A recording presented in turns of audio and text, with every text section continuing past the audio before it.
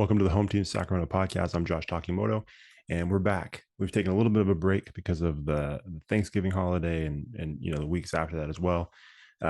So it's good to finally be back and recording something and putting something out there. Obviously, we're entering the Christmas season as well, so don't be surprised if we take a couple more breaks here and there during that time, just to spend time with family and enjoy the season. But right now, I did want to hop in and just talk briefly about setting the standard. Setting the standard. And as a coach, what does that mean? What does that look like for us when we're coaching a team, whether it's a really good team that has a ton of talent, or it's a team that maybe you're struggling to even fill a roster because there's just not that much interest in the sport that you coach, whatever, and everything in between, whatever the situation is, we have to set the standard. Like we're setting the tone, we're setting the standard for what is acceptable, what's not acceptable, what our team culture is going to be like for that program. And it's something I'm really passionate about because I know it can be an incredibly difficult thing to create. But the value in creating a really strong culture, setting that standard of what's expected for your athletes once they come into your program is so valuable. And I know over my years of working with coaches and athletes, it's always so impressive to me when I step out to a practice or when I go to a game or even when I was competing, when I was in high school playing baseball. I'll never forget. I think at this point I went to Castlewood High School. We got knocked out of the playoffs. And so my dad and I stuck around and watched Bella Vista and Woodland High School. We watched the start of the game. And I'll never forget. It was impressive. I really didn't pay that much attention to the Bella Vista side, so I can't speak to what they were doing, but I do remember watching the Woodland side warm up. They were in right field. They were getting warmed up, stretched out before the game. And everything that they did was not in unison, but there was structure to it. They warmed up the same way. They hit wiffle balls the same way. They jogged and stretched the same way, and you could tell that there was a standard that was set for that school, for that program, that said, hey, it's almost like you could tell, even from the outside, not having any conversations with the coach, not having any conversations with the athletes, you could tell it's like, oh man, there was a standard set here. And it felt very much like, hey, we're all one here. We're made up of individuals, but at the end of the day, this is one team. We're all pursuing the same goal. And so we're not trying to uh, hang out here to show off, to do our own thing, to act as individuals and worry about ourselves. We are a part of a unit, part of a team that is running in the same direction. And I think it was so clearly obvious from just the way they warmed up. And I think that's the kind of thing that you see with teams when they have a specific kind of culture, and when someone on that team, specifically the coach, and maybe it's the coach and assistant coaches and some of the leaders on the team, they set a standard. And I think as coaches, that's our job to set the standard. And we're talking, like, when I say that, I'm talking broader than just a culture and a standard of winning. Obviously, I've always said this. I feel like I say it every single week. I love to win. I know Kevin loves to win. Like all of us who are listening to this podcast, anybody who coaches, anybody who competes, we love to win. So I think that goes without saying. But even if you're on it, like I said before, even if you're in charge of a program that maybe doesn't have the most talent, and maybe you come in last, second to last in your league quite a bit. Maybe you're just starting at the school and they have a culture that's known for losing. Even in that, you still need to start setting a standard for what's acceptable. And if you lose people because your standard is in such a place where it scares people off, well, then that might not be a bad thing. Now, there could be a situation where you're saying the bar so high where people can't grab it.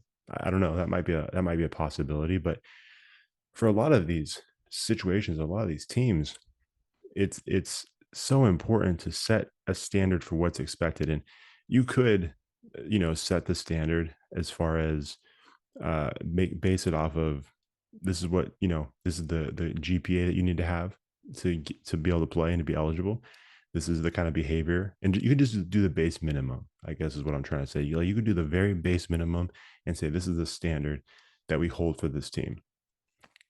You could, but I'm not sure what kind of results you're going to get. And then even beyond that, I don't know what kind of message that sends to your athletes. If you're not really holding a very clear, concise standard for what your program stands for, then I don't know if they're really going to gain much from that. But if you come in and say, hey, the standard is down here, but we're going to raise it up one more level, I think that has tremendous value to your athletes, to your program. And then anybody who comes in contact with your athletes, like they're going to be beneficial, or they're going to benefit from that. And I remember someone quite a while ago uh, kind of explained this. I don't know if you would call it like an illustration, an exercise. I mean, it turns out it's an exercise for the athletes, but it was something that he said and explained to me, and I thought, okay, I'm going to try that. So I did this one time. There's only one coach that allowed me to do this. Shout out to Coach Bobby Clark. At the time, he was at San Juan High School. He was the boys basketball coach at San Juan High School.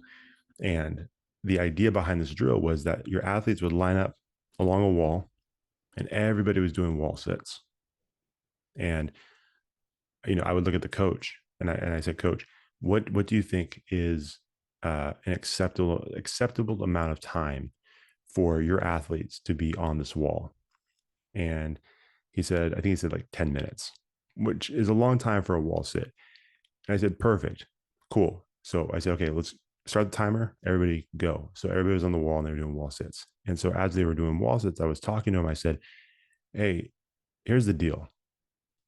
Your opponent, the people who are against you on the court and in life, they're going to tell you, don't even try. Don't even start doing the wall sit, because you're not going to be able to do it for 5 minutes, let alone 10 minutes. So why even give any effort? And I said, but your coach believes in you.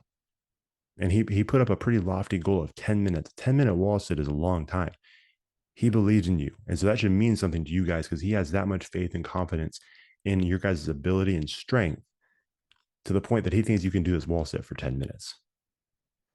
But then I told him, I said, but that's his bar. What's your bar? What is your standard? What is the limit you're going to set for yourself? You could meet the standard, which your coach is setting for you, and say, okay, once we hit 10 minutes, we're done. That's great. No one's going to complain about that. Job well done. You met the requirements. But as 10 minutes is approaching, you have to look inside. You have to ask yourself, do I have more left in the tank? Am I going to live up to my coach's standard? Or am I going to meet his standard and exceed it, because I know that I'm capable of way more than just 10 minutes? And so as I did this exercise, the 10-minute mark passed. I said, hey, you guys can stop if you want. It's over. And they just all looked at me and just kept going and going and going and going.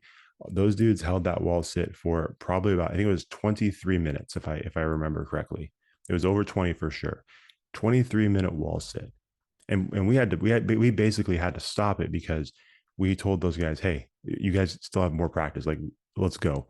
And one kid thought it was a trick. He's like, I'm not stopping. Like, no. It's not a trick. Good job. I know you can go longer, but we got to stop it right now.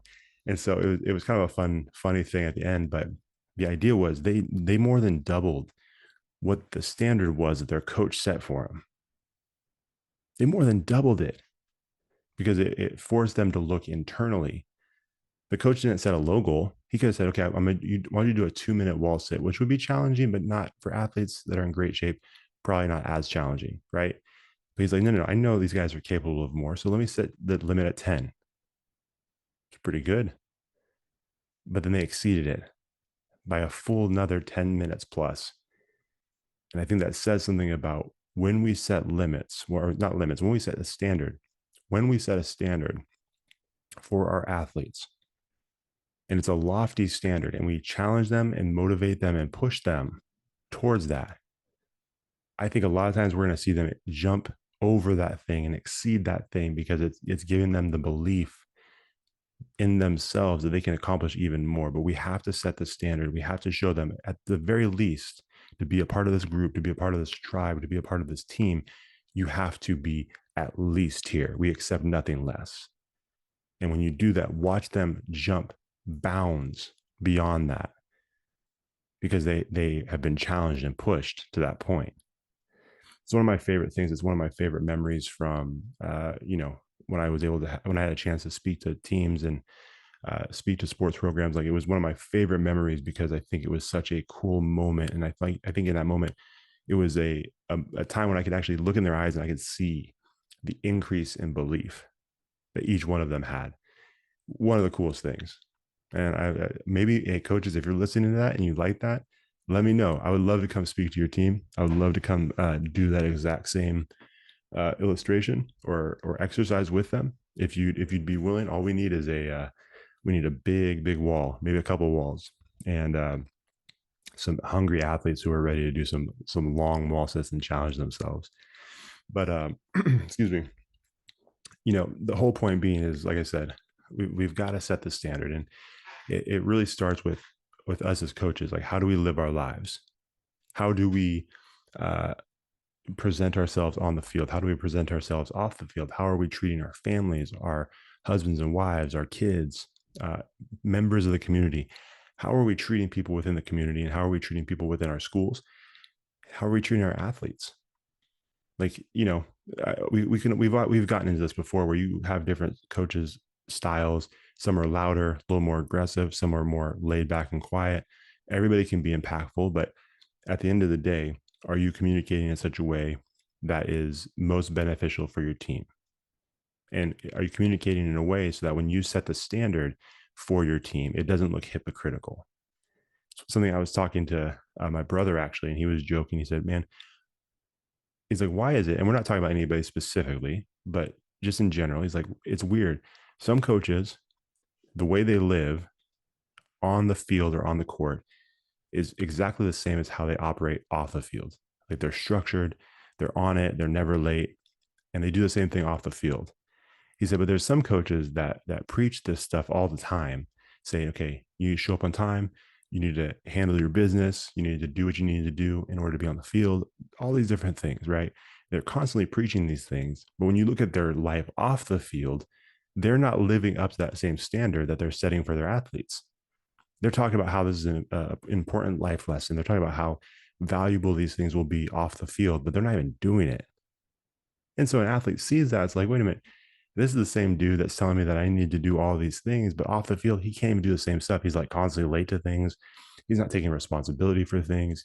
He's tearing people down instead of building them up. All these things he's telling us not to do. He's doing the exact thing that he shouldn't be doing.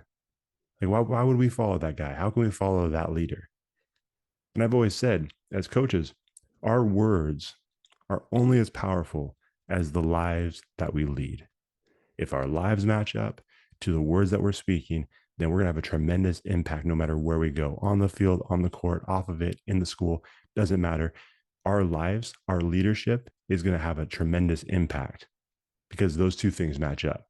But the moment our words are loftier than the life that we live, we have a huge problem. No one's going to follow us. Our athletes aren't going to believe in us, let alone do the things that we're asking them to do, because they know it's all fake. And so I thought it was an interesting point that my brother brought up. I'm like, yeah, that does happen sometimes. And it is funny because it's one of those things that coaches want to talk about all the time. And so when you see a coach that can't live up to that same standard, it makes you question the standard that they're setting. Because I think that's an important thing. I think if you want to set a standard, if you want to set a clear standard and a clear, uh, like a tribe defining, team defining standard, I think we have to live by it. It can't just be something, do as I say, not as I do. Like, it can't be like that. I don't think, for a coach. And I think the most successful coaches, the guys and the women that I know that are most successful, do that. Like, when I hear Mary Jo Truesdale talk, the legendary softball coach at Sheldon High School, I hear the things that she's saying on this podcast. I think she was our very first guest, episode 2, I believe. I've had the opportunity to speak to her multiple times. The way she lives her life is exactly how she coaches. The things that she's said on this podcast is the exact same thing she says to her team. And you know how I know it's true? Because you look at the people that have played for her, the people that have coached with her, the way they speak of her, the people that she competes against, the way the other coaches speak of her, the way other coaches see her, the way her players come back to visit because of the value that she brought to their lives. There's a very clear standard that's set at Sheldon High School softball team. It's not just winning, although they win a lot.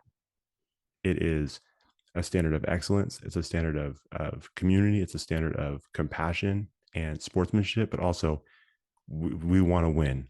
We want to crush our opponents because we love to win, but we're not going to do it at the cost of character. Mary Jo Truesdale is a perfect example of someone who lives the same life that she talks about while she's coaching. You know what I mean? Like we guys like Jason Tenner, Joe Catalico, um, Chris Horner, all these guys, you know, these people that we've had on the podcast in the past, and some that we would love to have on the podcast, and then so many more that I could name. Coach Cody Norman, Coach Dana Smith, you know, people that we've had on the show. Kevin Bracey, you know, he's not even a sports coach, but he's obviously a part of this home team podcast and out there speaking to all of our coaches and athletes and students and teachers. I can tell you for a fact the way that dude operates, the way he speaks on stage, the way he does his business is the same way that he treats his family, the same way that he operates and navigates through the community. He's just an amazing guy. But the reason he's so successful is because both those things match up. The reason the coaches I mentioned are so successful is because the standard they set is the same standard they set for their own lives. And so I think it's just something that's incredibly, incredibly important. And I think the value it brings to your athletes, not just on the court, but off of it, is huge. And, you know, one of the things I wanted to mention quite a few years ago, Kendrick, excuse me, Kendrick Lamar once said, "What is competition? I'm trying to set the bar high. Who's going to try and jump and get it?" And I butchered that a little bit, but you guys get the point. So basically, what is competition? I'm going to raise the bar high. Who's going to jump and get it? And I love when he says that because it provides a challenge for everybody around him. He explains what he's going to do. He says, I'm going to set the bar high. This is what I'm going to do. I'm going to raise the bar for everybody. Now that I've raised the bar for everybody, who's got what it takes to jump up and meet me there and exceed the bar? Who's going to come up next to me and jump up just as high to meet the standard that I'm setting right now? Like I love that line. It's one of my favorite lines that he's ever rapped because I think it's such a clear challenge to everybody else around him to do that, to meet him there, to meet him where he's trying to take everybody. And I think that's something that we can learn when it comes to team competitions, when it comes to team environments. Like competition is such a beautiful thing because competition is fun, but it helps us raise the bar for everybody that's a part of that team, right? You compete against your opponent, you compete with and for your teammates. And when we're in those practice settings, that's the best time to bring out the healthy competition that's within your team. If you can do that, if you can create an environment that has healthy competition all the time, that you're going to see your athletes push themselves to be better. You might have a running back, two running backs, and you know one's a starter and one gets more snaps, and the other one doesn't get quite as many. Well, you need to have a competition between those two because the person who doesn't get as many snaps needs to work hard every single day to push the starter forward, right? Help them understand, okay, hey, I'm behind you. I want to see you succeed. We're teammates. I want to see you succeed. I love you. But just so you know, I'm going to make you work for it. I'm going to make you earn that starting spot every single day because I'm going to work just as hard as you are, if not harder. The starter's got to be up there thinking, hey, this is my spot. This is my team. I love the backups. I love my teammates, but this is my spot. I want to be the number one choice right here. So every single day they've got to compete because they know that someone's right behind them, hungry for their spot. I think that's such an important thing within teams is that competitive nature, that enhancing that competitive nature inside of someone. I think is huge because I think that's what propels us forward. If there's no competition, if that competition isn't helping us set the bar high, then everybody would just kind of be neutral, right? No one would be pushing each other forward. We would just be complacent with where we're at, and there would be nothing to move us forward. We would just be content. But the point of competition is it helps propel us forward. It challenges us and motivates us to keep going because we know if we stop, if we become complacent, if we give up, if we stop and we're just like, I'm cool where I'm at. Well, someone else is going to come right behind us or maybe right past us and take our spot. We don't want that. Like we want to compete at the highest level. We want to set a standard that says, no, everybody on this team competes. Everybody from the bench warmer to the starter that is going D1 next year. Everybody on this team competes every single day. Just because you think you're not going to get that much playing time doesn't give you the right not to compete or give your best effort here. And it's difficult. Like I'm saying that from my perspective of someone who sat a lot on the bench, especially my junior and senior year of baseball. I sat there a lot. And there was a certain point in my mind, I'm like, I didn't have the best attitude. I'm like, what am I doing? Like I'm working hard, but for what reason? It's not, it never really pans out. It never really pays off in any way. But then I got to a certain point where it's like, wait a minute, you still need to work hard. You still need to push yourself because that's what you have always known how to do. That you can keep working hard, even if you think it may not pay off the way you want it to. That doesn't give you the right not to work hard. You've been given the ability, you've been given the each and every day that you wake up and you're breathing, you're standing. That's another gift. And so you need to use that gift, even if you don't think it's going to pan out the way you hope to. The standard you set for yourself, the standard I needed to set for myself was no matter what the outcome, I was going to work hard. And hopefully that challenged someone next to me. Hopefully that inspired someone that was watching me. And even if it didn't do any of those things, I just know at the end of the day, I could look at myself in the mirror and think, you know what? I gave my very best effort. I worked hard like I know I can. And I can go to sleep at night knowing that I did my very best. That's the standard I set for myself. So I think, like I said before, I think we set different standards. I think there's different standards that we set and that we meet and exceed. I think there's the standard that your opponent sets for you, and it's incredibly low because they don't believe in you. They don't have anything invested in you. They want to see you fail because they're on the opposite side going against you. So of course, your success means their failure, right? Or your win means their loss. So of course they're not going to believe in you.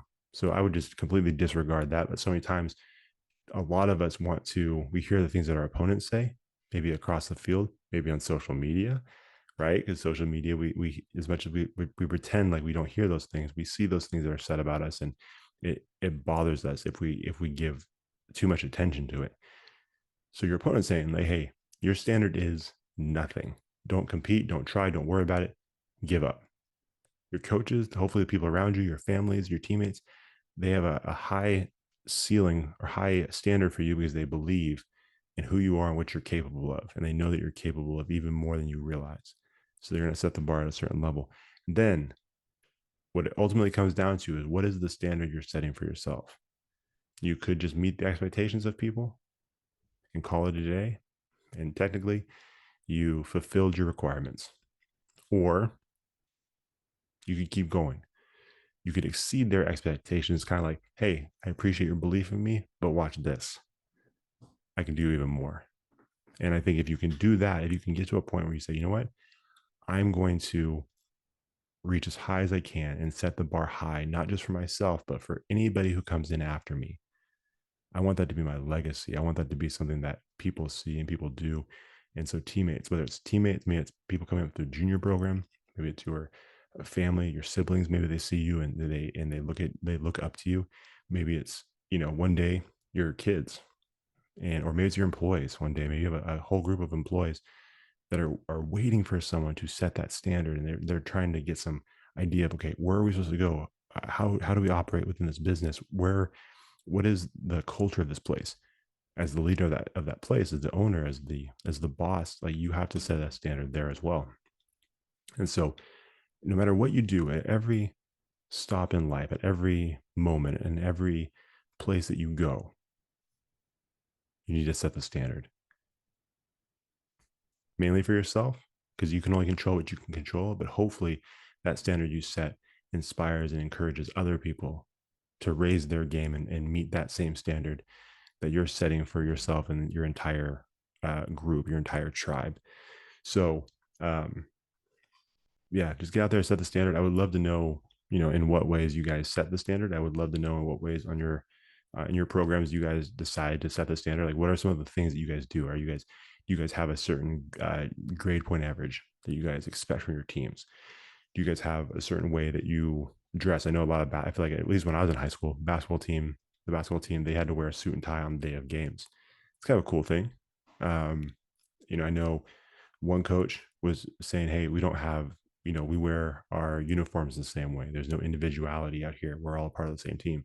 Kind of like that too. There's a lot of different things that I think teams do to help set the standard, right? Obviously, you have like your main things that are the non-negotiable things, but then there's those smaller things, those smaller details that I think are really important to building up a culture and building up that standard. So I would love to know what you guys do, how you guys set the standard for your teams, and what that looks like for you guys. And yeah, like I said, we got another great episode for you guys next week. Looking forward to that. At this moment, we've got Jackson Watt. He's the baseball coach over at Whitney High School. Uh, so we're supposed to record with him next week. So definitely tune in for that. And like I said, hopefully we get some more recordings before the end of the year. But as I said, with the holidays, sometimes it's harder to book guests. Sometimes it's harder to lock someone down for that time. Understandably so, because they're setting a standard and they're using that time for their family, and they're not willing to just go do a bunch of stuff because they don't want to sacrifice that time, which I believe in. It's a standard I've set for myself, and I appreciate. So, like I said, bear with us a little bit as we kind of go through this holiday season and maybe a little bit of a inconsistent recording schedule, which is something that drives me crazy. So I'm gonna try my best not to do that, but there's a chance that it happens. So, anyways, as always, you guys can follow us at Home Team Sac on Instagram, TikTok, Twitter, Facebook. Make sure you join our coaches Facebook group on Facebook, which is a little bit different than the Facebook page that we have for Home Team Sacramento, and YouTube as well. Make sure you subscribe there, as well as Apple Podcasts, Spotify, wherever you like to listen to your podcast. Make sure you subscribe there, rate and review the show on Apple Podcasts and Spotify, and help us spread the word. Help us spread the word. If you enjoy these clips that we post, if you enjoy a certain part of the episode, make sure you share it with family, friends, other coaches. We're trying to build this thing up. We're trying to build up the synergy within our home team, and we need you guys to do that. So thank you guys so much, and we will talk to you guys next week. See ya.